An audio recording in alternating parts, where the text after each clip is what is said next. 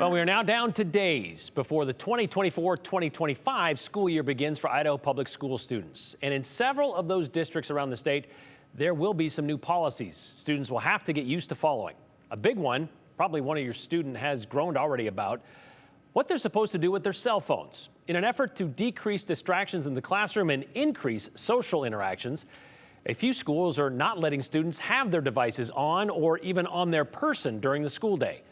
Blaine County implemented this policy last school year, and the Boise School District, well, they have a cell phone and social media access on their agenda for tonight's meeting. So we'll see what happens with that. But their school year starts Wednesday. So does West Ada. So does Valley View. Twin Falls, they start on Monday. All three of those school districts have adopted already new policies when it comes to cell phones. So Aspen Shumpert is here to break down why are they doing this now and what those policies might look like. Aspen? Yes, Brian, and these are district-wide bans. So prior to this, we've seen individual schools that were regulating cell phones, but now we're seeing this as a district-wide whole. West Ada, Valley View, and Twin Falls school districts will see changes with cell phones on Wednesday, and each of these school district policies looks slightly different. Valley View's policy says personal devices cannot be used at all during the school day, even at lunch or on breaks. High school and middle school students need to either keep them in their locker the entire day or in their car. Elementary students are allowed to keep them in their backpacks. And Twin Falls policy is similar, banning cell phone use during the day. For all Twin Falls students, personal devices can be in their backpack. They are only allowing high school students to use their personal devices during lunch.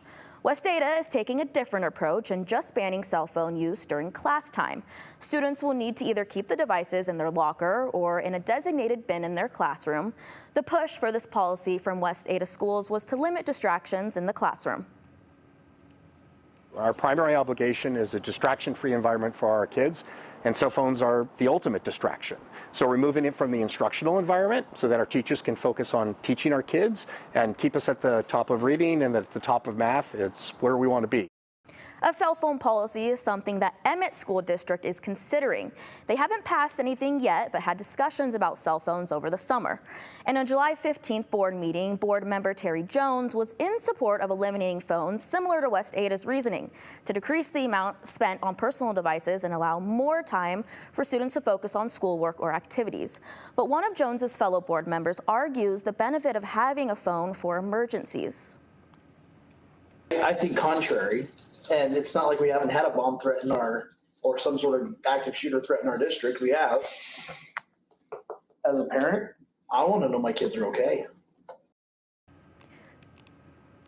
Buck says he wants to be able to talk to his kids in a stressful situation like that.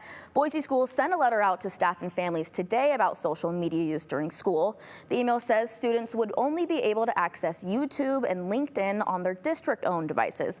Brian, we don't know at this time what this means for personal devices and if there's going to be any bans there. But like you mentioned, they are discussing this at tonight's board meeting, so we should learn more. And by their agenda, it says just reports and recommendations. So I'm not sure if that's going to mean a decision coming across school or district-wide when it comes to that either. So we'll have to see how that goes. It was interesting, our partners with the Idaho Press, they ran a story recently where they spoke to the superintendent with Blaine County. And when they started this policy last year, they expected to kind of have to, I guess, confiscate like 10% of the phones. And it's only been like 1 or 2%. So a lot of people have been supportive of it and going along with it, and it haven't really been a problem. And I think if this is going to be something we continue to see, maybe looking at Blaine County of what worked, what did it look like, because they've been doing it longer than some of the other schools we're seeing here in the Treasure Valley. Yeah, so get ready to hear from your kids if they go to West Ada, Valley View, Twin Falls, and or Emmett if they decide to. Yeah. All right, thanks very much, Aspen.